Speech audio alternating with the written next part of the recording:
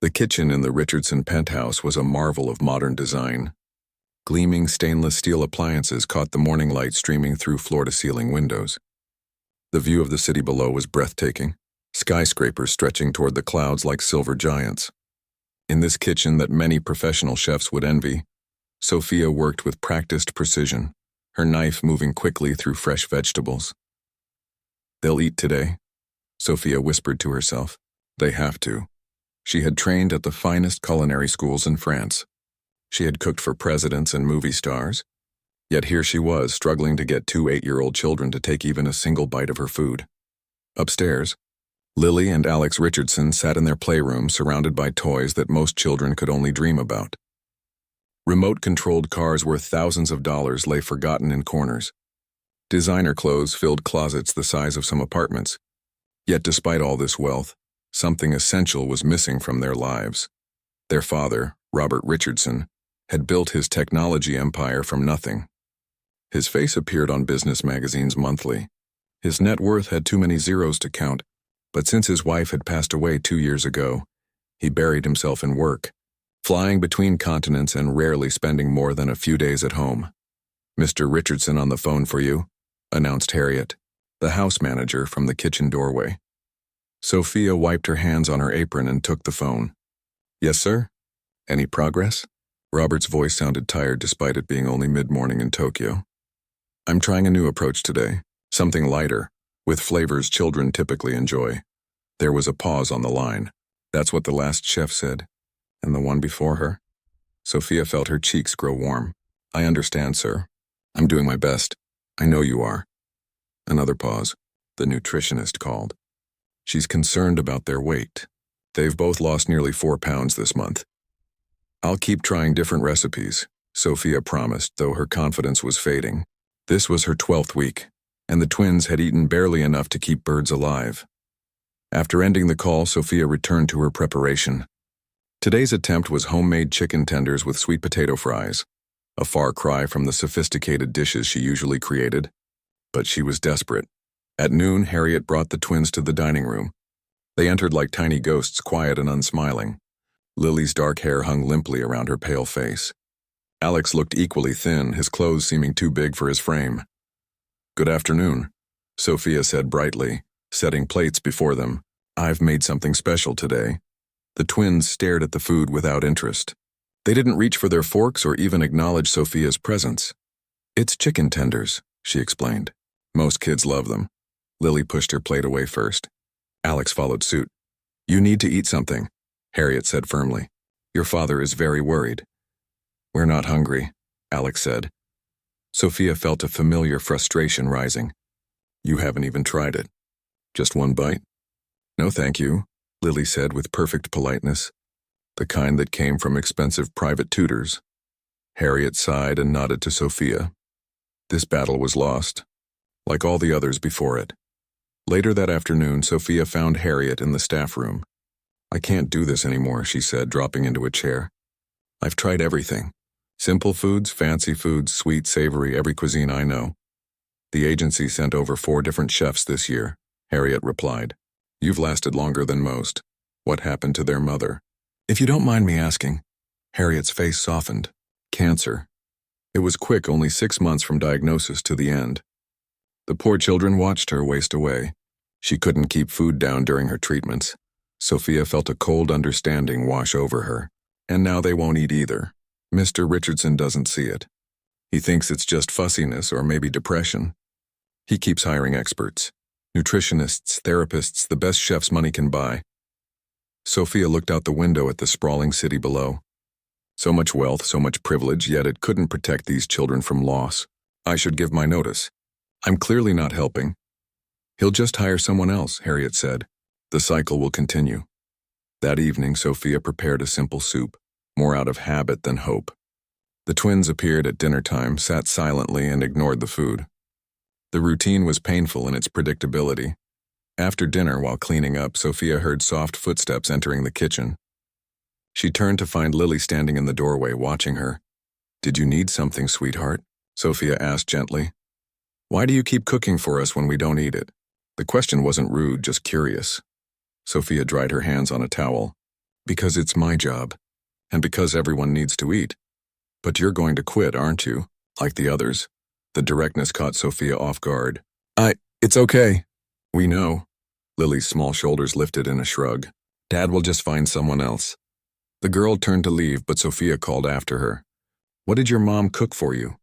Lily froze. Nobody talked about their mother in this house. It was an unspoken rule. She wasn't a fancy cook, Lily said finally, her voice barely audible, but it always tasted good.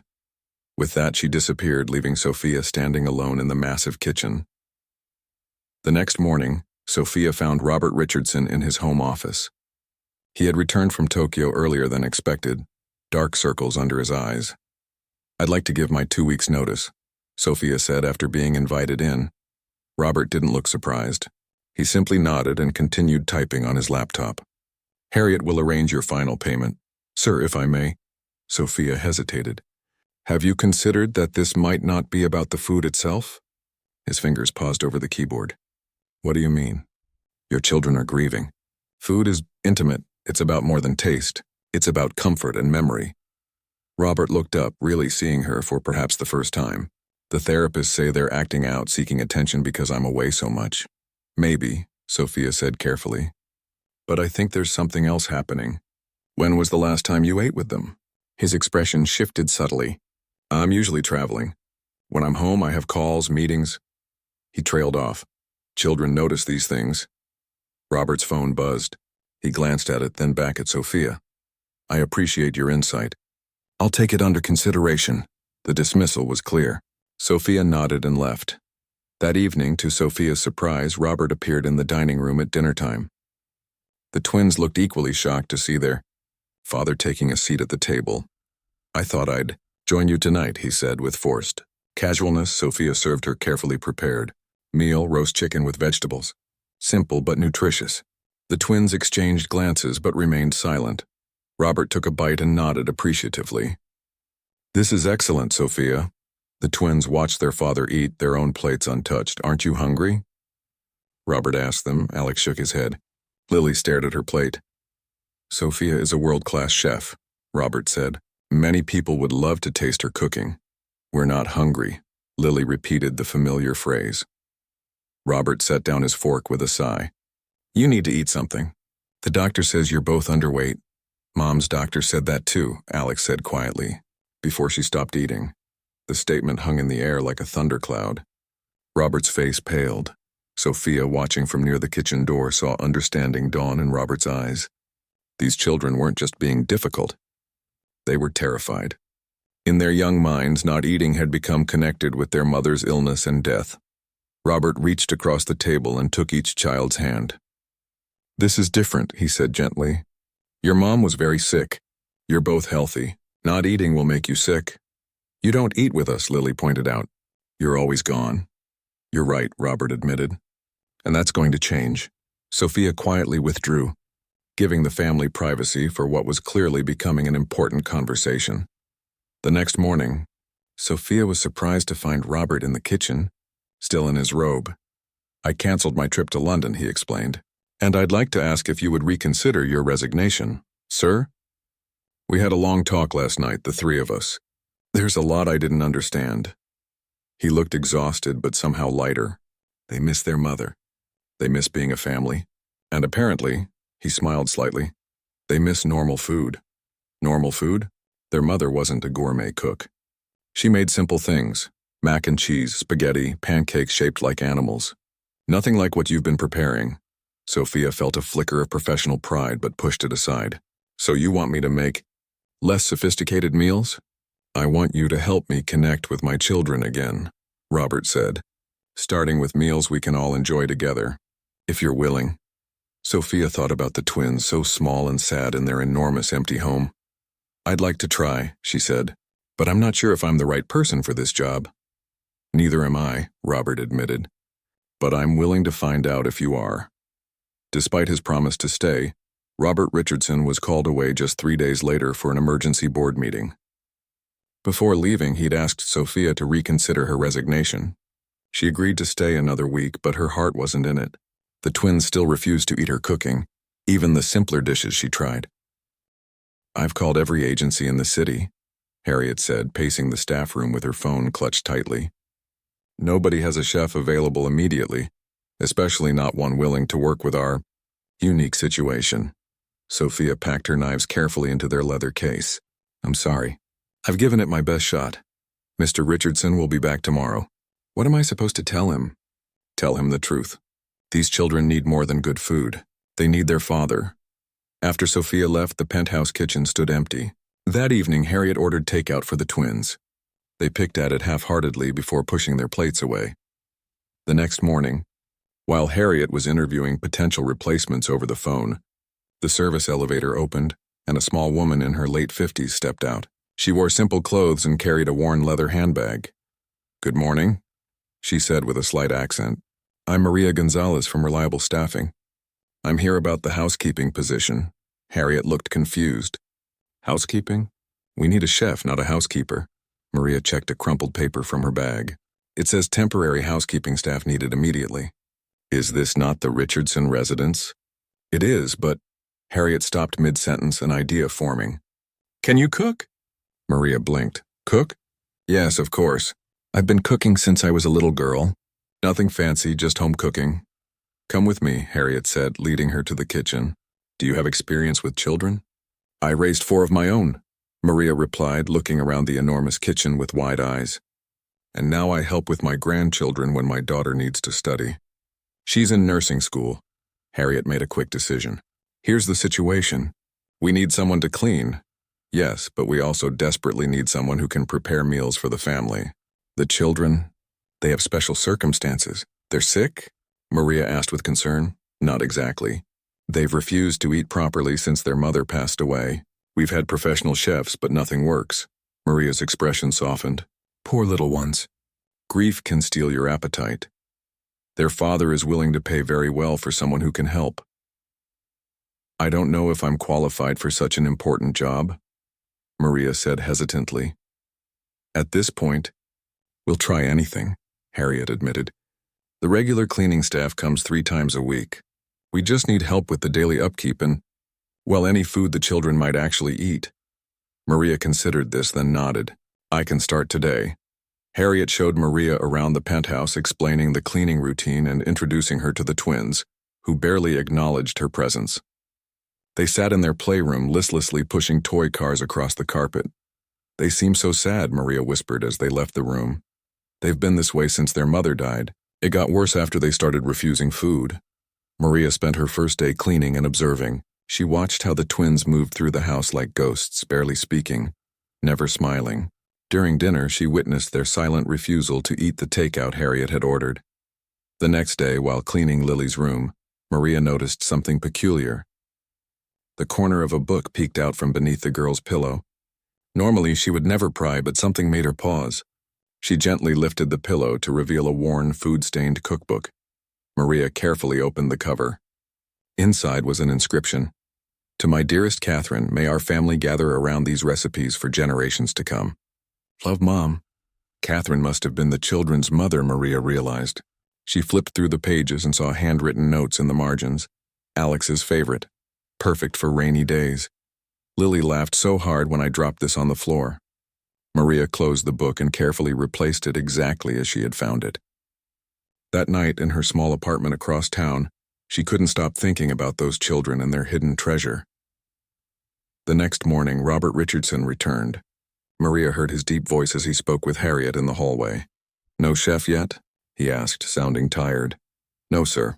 But we've hired a temporary housekeeper who can also cook. Nothing fancy, but—" Fine, he interrupted. "I have calls all day. I'll try to join the children for dinner." Maria continued dusting the living room, pretending not to listen. Later, when she was alone with Harriet, she gathered her courage. "Mrs. Harriet, may I ask something?" "Of course, the cookbook in Lily's room. It belonged to their mother?" Harriet looked surprised. "Cookbook? I didn't know she had that. It's well used. Full of notes about family meals."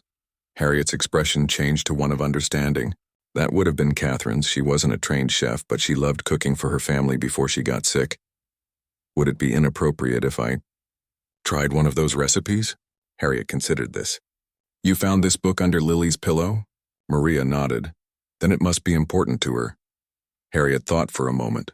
Mr. Richardson did say to try anything. But don't mention where you got the idea. If the children realize we've seen their private things, I understand, Maria assured her. That afternoon, while the twins were at their tutoring session, Maria slipped into Lily's room. With trembling hands, she took the cookbook and quickly copied several recipes into a small notebook she carried. She returned the book exactly as she had found it. She studied the recipes carefully. They were simple dishes: macaroni and cheese with secret ingredients, chicken pot pie with star-shaped crust cutouts, Sunday morning pancakes with chocolate chip smiles. Nothing like the gourmet meals Sophia had prepared, but each recipe included little notes about how the children had reacted to them. The next day, Maria approached Harriet with a shopping list. I'd like to try cooking something for the children tonight. Harriet reviewed the list.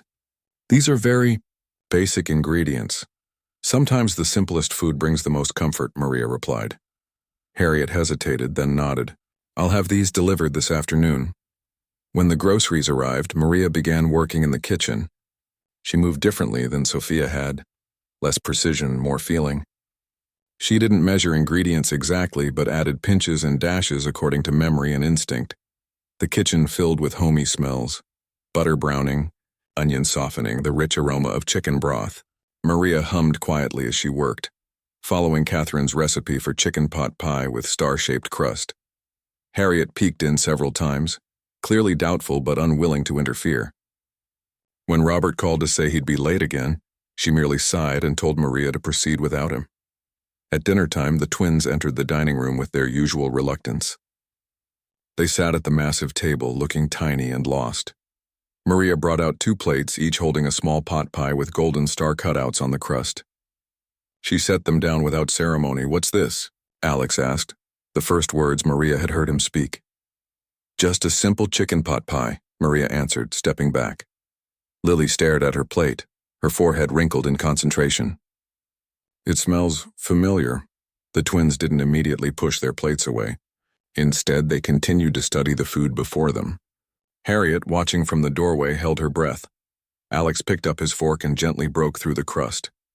Steam escaped, carrying the aroma of herbs and roasted chicken. His hand trembled slightly. Lily followed suit, breaking her crust and watching the filling bubble up. She lifted a tiny bite to her lips, hesitated, then put it in her mouth. Maria and Harriet exchanged glances. This was further than any chef had gotten in months. It's not exactly the same, Lily said quietly. Maria's heart sank. But it's close, the girl added, taking another bite. Alex was eating too, slowly but steadily. Neither child spoke again, but they continued eating until their plates were half empty. More food than they'd consumed at one sitting in months. When they finished, they didn't smile or thank Maria. They simply got up and left. But something had shifted. Maria could feel it. Later that night, after the children were in bed, Maria cleaned the kitchen with a light heart. When she wiped down the counter, she noticed a small piece of paper that hadn't been there before. On it, in childish handwriting, were the words, "Mom, put more pepper. And the stars should be smaller." Maria slipped the note into her pocket, a small smile playing on her lips. Tomorrow she would try again. And this time the stars would be smaller. The next morning, Maria arrived early. She brought with her a small jar of freshly ground black pepper from her own kitchen. Before the twins woke up, she carefully copied more recipes from the hidden cookbook, noting every margin comment written in the mother's handwriting. Harriet found her at the kitchen table, surrounded by notes. They ate, Harriet said, still sounding surprised. Not much, but more than they have in months. Maria nodded. The little girl left me a note. The recipe needs more pepper and the stars should be smaller. They've never given feedback before. They just refused. Children who care enough to offer suggestions are children who want to eat, Maria said, gathering her notes. Today I'll try again. As she prepared lunch, grilled cheese sandwiches cut into triangles with tomato soup, Maria paid careful attention to the cookbook's details. Catherine had written, "Cut crusts off for Lily. Alex likes his sandwich extra crispy. Both like dipping sandwiches in the soup." When lunchtime came, the twins appeared in the doorway. They didn't enter the kitchen, but they watched Maria cook with careful eyes. "Are you making grilled cheese?" Alex asked finally. Maria nodded without turning around. Yes, would you like to watch? After a moment's hesitation, they stepped into the kitchen. They kept their distance but observed as Maria buttered bread, layered cheese, and heated the pan. Mom used to put the butter in the pan, not on the bread, Lily said quietly. Maria immediately changed her method. Like this? Lily nodded. And she made them really crispy for me, Alex added. I'll make yours extra crispy, Maria promised. When lunch was ready, Maria set places at the small kitchen table rather than the formal dining room. The twins hesitated but sat down. Maria placed their plates before them. Crusts removed from Lily's sandwich, Alex's cooked until golden brown, and stepped back. The children looked at their food, then at each other. Slowly they picked up their sandwiches and took small bites. Is it okay? Maria asked. Alex nodded. Lily dipped her sandwich corner into the soup before taking another bite. Maria busied herself cleaning up, giving them space. She didn't comment when they finished everything on their plates.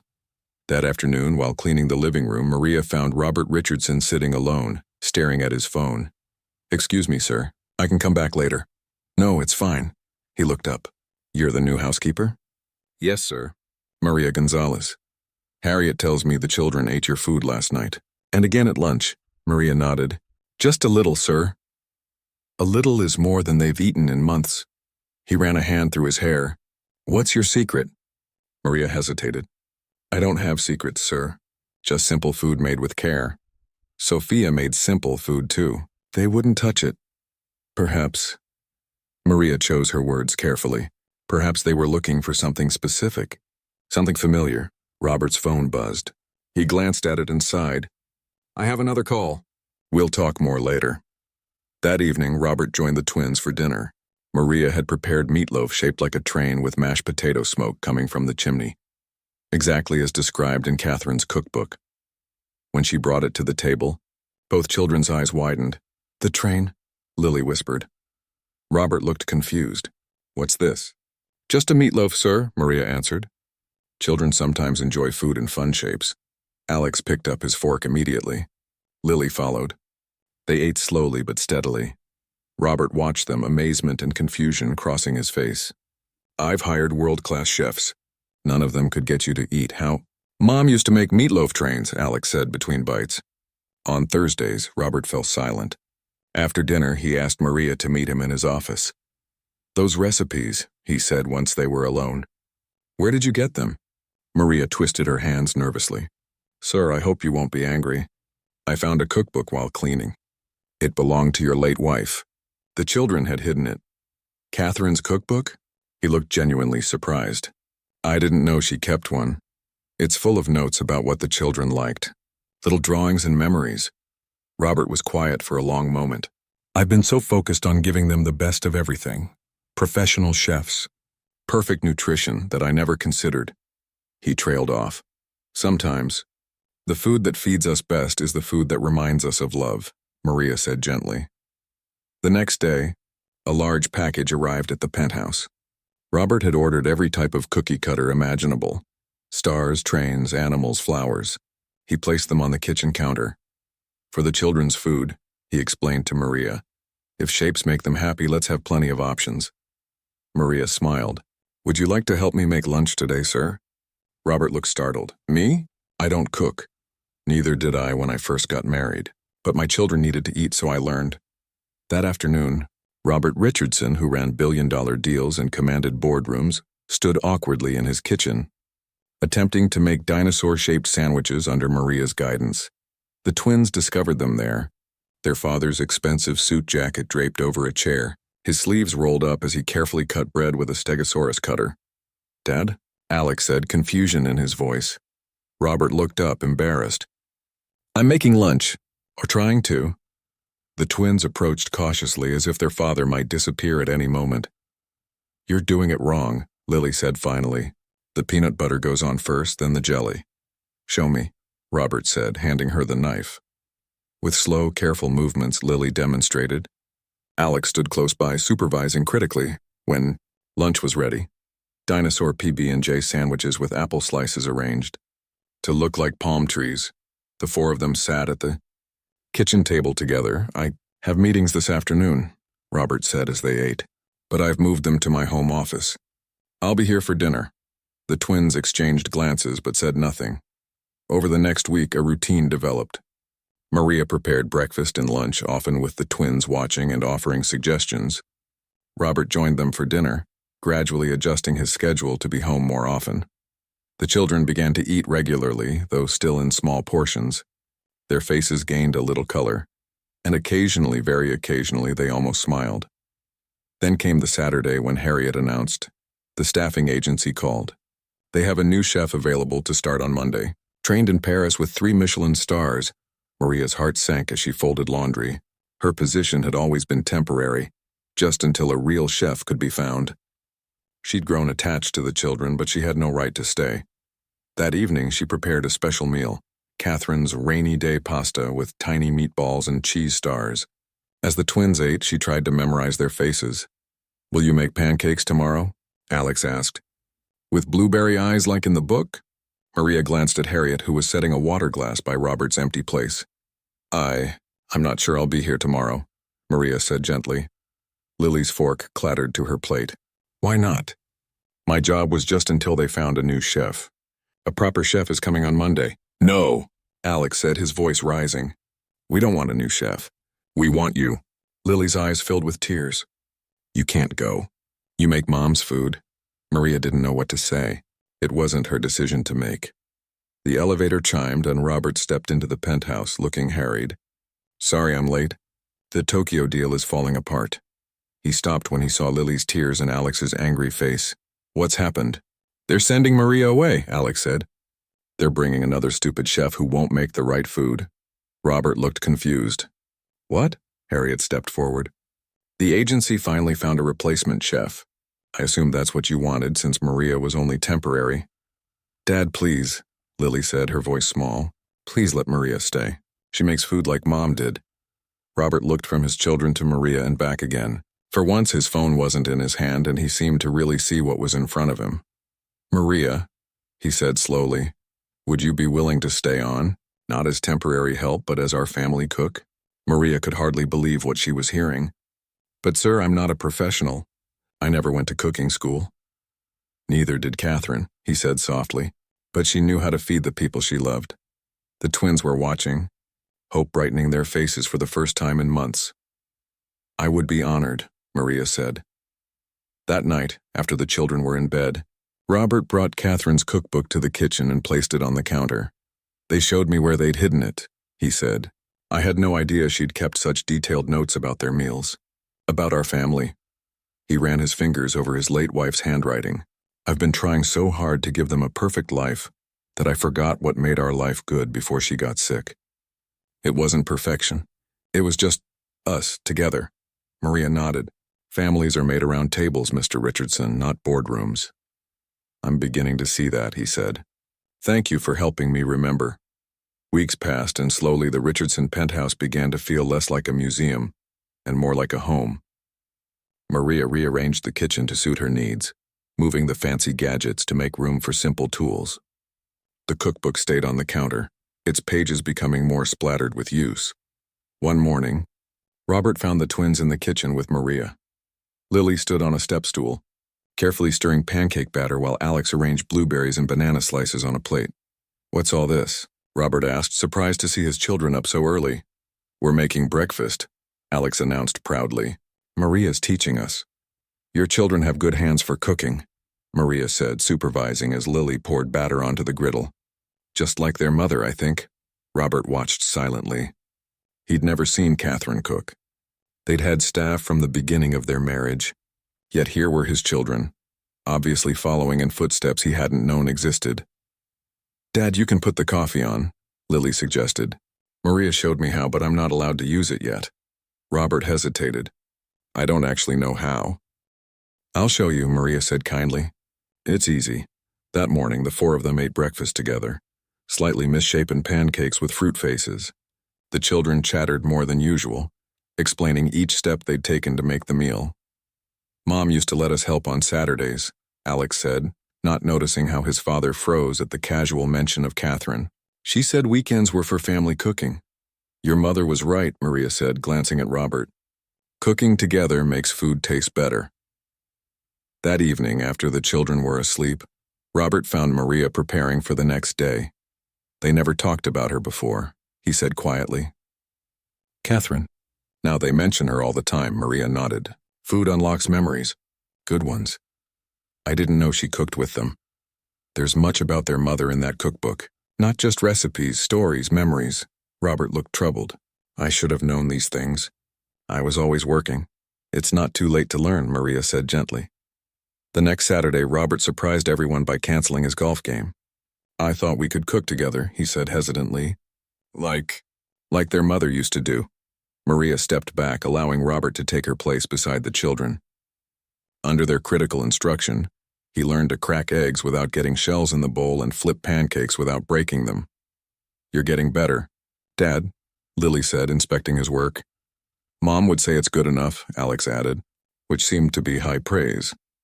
After breakfast, Robert asked to look through Catherine's cookbook. He spent hours reading every note, every memory she'd recorded. Sometimes he smiled. Sometimes he wiped his eyes quickly when he thought no one was looking. The children began to gain weight. Their faces filled out and their clothes finally fit properly. The nutritionist reported that they were back on their growth curve. But more importantly, they began to laugh again.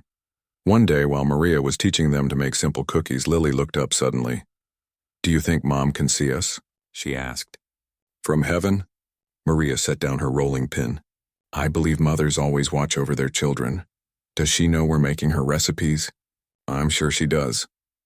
Alex pressed a cookie cutter into the dough with fierce concentration. I think she'd be happy we're cooking again. I think so too, Maria agreed. Later that night, Robert approached Maria with an idea. Catherine's birthday is next month. The children haven't wanted to celebrate since she died. But maybe this year, a celebration of her life through her food, Maria suggested. Robert nodded. Could we make all her special recipes? The ones the children remember most? We can, and perhaps they could help plan it. The next day, Robert gathered the twins in the living room. I've been thinking about Mom's birthday. Their faces immediately closed off. We don't want a party, Lily said firmly. Not a regular party, Robert explained quickly, but a special dinner, with all of Mom's favorite recipes, the ones she used to make for you. The children exchanged glances. Maria could help us make everything, Robert continued. We could cook together like you used to do with Mom. Would there be other people? Alex asked suspiciously. Just us. Our family. After a long pause, Lily nodded. Okay, but we get to pick the recipes. Planning for Catherine's birthday dinner became a family project. The children selected dishes from the cookbook, pointing out notes in the margins about special occasions. Robert adjusted his work schedule to be home every evening, often joining them in the kitchen to practice recipes ahead of time. One evening, while they were preparing Catherine's favorite lasagna, Robert's phone rang. He glanced at the screen and his face tightened. I need to take this, he said, stepping away from the counter. The twins watched him go, their faces falling. Maria kept them focused on the task at hand. Let's get this in the oven. Your father will be back. But Robert's call stretched on. Dinner was ready, but he remained locked in his office. The children sat at the table, pushing food around their plates, the joy of cooking together forgotten. When Robert finally emerged, the kitchen was clean, and the twins were getting ready for bed. I'm sorry, he said to Maria. That was Tokyo again. The deal is falling apart. The children were disappointed, Maria said simply. Robert sighed. I know, but they don't understand how important this is. More important than being with them. He looked startled at her directness. Sir, Maria continued carefully, your children are healing, but they still fear being abandoned. When you choose work over them, it's not that simple, he protested. This deal represents billions. The board is counting on me, and your children are counting on you too. The next day, Robert was unusually quiet. He spent the morning in his office, but instead of being on calls, he was looking through old photo albums. Albums from before Catherine got sick, when the family still did things together. That afternoon, he called an emergency board meeting. The twins who were helping Maria prepare dinner heard their father's voice rising from his office. I don't care if it costs us the Japanese market, he was saying. My family comes first. Find another way. When he emerged, he looked both exhausted and relieved. Everything okay, Dad? Alex asked cautiously. Better than okay, Robert replied. I've decided to take some time off. A few weeks at least. Lily looked suspicious. Because of work problems? No, because I've been missing what's important. He knelt down to their level. I've been missing you. The day of Catherine's birthday arrived. From early morning, the kitchen was busy. Robert and the twins wore matching aprons Maria had made for them. Together, they prepared all of Catherine's specialties, her famous lasagna, garlic bread with secret cheese hidden inside, salad with strawberries on top, and a towering chocolate cake. When everything was ready, they gathered at the dining table. Robert had placed a photograph of Catherine at the center, surrounded by candles. Mom would love this, Lily said, looking at the feast they'd created. She'd be proud of your cooking, Maria added from the doorway. Aren't you joining us? Robert asked her. Maria shook her head. This is for family. You are family, Alex insisted. You helped us remember Mom's food. Please stay, Lily added. Robert pulled out a chair for her. We wouldn't be here without you. Maria hesitated, then sat down with them. Robert raised his glass. To Catherine, he said, who fed us with love. To Mom, the children echoed. As they ate, the twins shared stories about their mother. Robert listened, sometimes adding his own memories, sometimes just watching his children with wonder in his eyes. I think this is what she wanted, he said softly, for us to be together like this, remembering her with joy instead of sadness. Maria watched the family she'd helped heal. The food on their plates was simple, but the love around the table was anything but. 3 months after Catherine's birthday dinner, the Richardson penthouse had transformed. The formal dining room, once cold and rarely used, now displayed the children's artwork alongside family photos. The kitchen, previously a showcase of unused professional equipment, had become the heart of the home.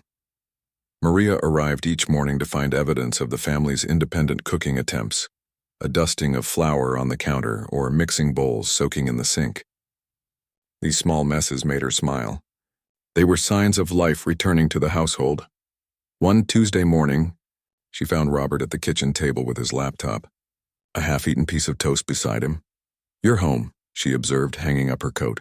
No early meetings? I've made some changes, he replied, closing his computer. The Tokyo deal went through even with my reduced involvement. It made me realize something important. What's that? The company doesn't actually need me there every minute.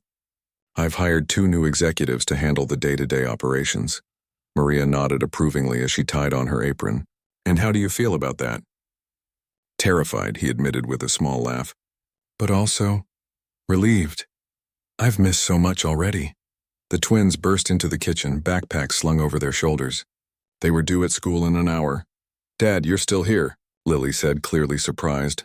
I'm driving you to school today, Robert announced, and picking you up. I thought we could stop for ice cream afterward. The children exchanged suspicious glances. Is something wrong? Alex asked. Are you sick? No, Robert laughed. I just want to spend time with you. But it's a Tuesday, Lily pointed out. You always have meetings on Tuesdays. Not anymore. I've cleared my schedule 3 days a week to be with you two. The children looked stunned. Really? Alex asked in a small voice. Really, Robert confirmed. Now, what would you like for breakfast? I thought I'd try making waffles. You'll burn them, Lily said, but she was smiling. You always set the waffle iron too high. Then you'll have to show me how to do it right. Maria watched as the family made breakfast together. The twins were still cautious around their father, as if expecting him to disappear at any moment. But they were trying. They all were. That evening, after the children were in bed, Robert showed Maria a document. What's this? She asked. Your new contract. It includes a substantial raise, health benefits, and a retirement plan. Maria's eyes widened as she saw the salary figure. Sir, this is too much. It's not nearly enough, Robert said firmly. You've given my family back to me. You've helped my children heal. There's no price tag for that. Maria was about to protest further when Robert raised his hand. There's something else I want to discuss. My mother has a house in the suburbs.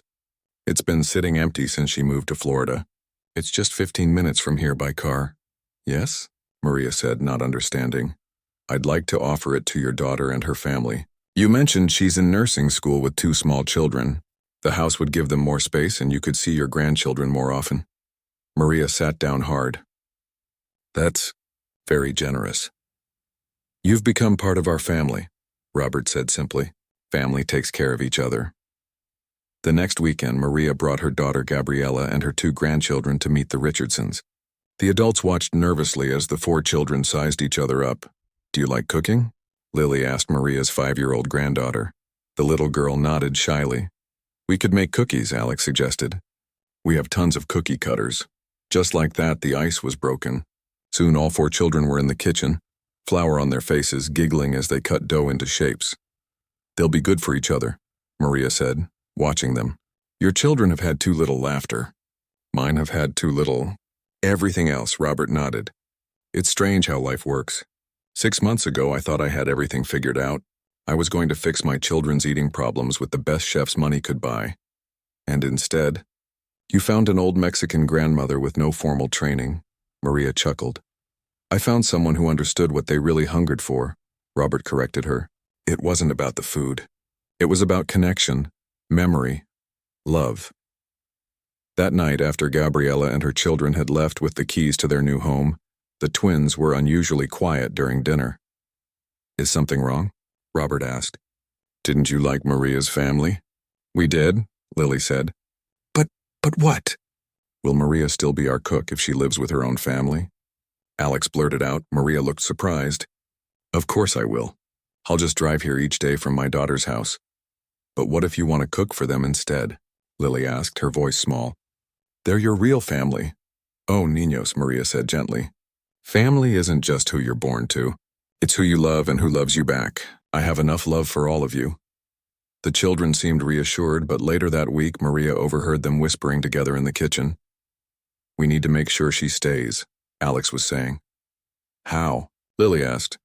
We need to give her something special, something so she knows we're her family too. Maria pretended not to hear, but she wondered what they were planning.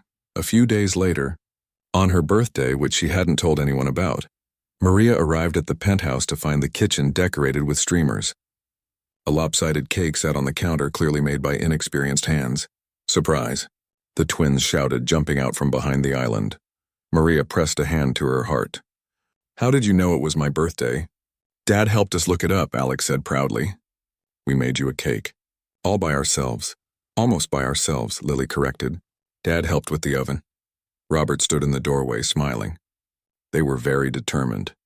And we made you this, Alex added, presenting a clumsily wrapped package. Inside was a book. Not a published one, but a handmade collection of pages bound with ribbon. On the cover, in childish handwriting, was written, The Richardson Gonzalez Family Cookbook. Maria opened it with trembling hands. Inside were recipes, some from Catherine's cookbook, some from Maria's own collection, and some newly created, with titles like Alex and Lily's birthday pancakes and Maria's special day cake. We put all our favorite recipes in it, Lily explained. Both families. So you'll always remember we're your family too, Alex added. Maria couldn't speak. Tears filled her eyes as she hugged both children. This is the most beautiful gift I've ever received, she managed finally. That night, they held a small birthday party. Gabriella and her children came over, and they all ate the imperfect but delicious cake the twins had made. As Maria looked around the table at these 2 families now joined by love and circumstance, she thought about the journey they'd taken. 6 months ago, these children had been shadows, refusing all food, lost in grief. Their father had been absent, buried in work, and her own daughter had been struggling alone in a tiny apartment. Now here they all were, laughing together, sharing food made by loving hands. Later, after everyone had gone home and Maria was gathering her things to leave, she found Robert in the kitchen washing dishes. You don't have to do that, she said. The cleaning service comes tomorrow. I don't mind. He rinsed a plate carefully. I wanted to thank you. For everything. I only did what anyone would do. Robert shook his head. No, what you did was extraordinary. You didn't just feed my children. You taught us all how to nourish each other. He dried his hands and reached for an envelope on the counter. I have one more thing for you.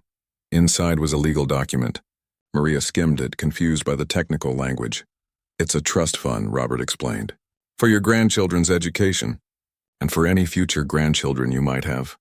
Maria tried to protest, but Robert stopped her. Please accept it, not as payment but as family taking care of family. Maria thought of her daughter, who could now finish nursing school without worrying about student loans, of her grandchildren who would have educational opportunities she'd never dreamed possible. Thank you, she said simply. As she drove to her new home that night, Maria thought about the strange turns life could take, how a billionaire's kitchen had become the place where two broken families found healing, how recipes written by a woman she'd never met had brought children back from the edge of despair, and how the simple act of cooking with love had fed hungers far deeper than any empty stomach.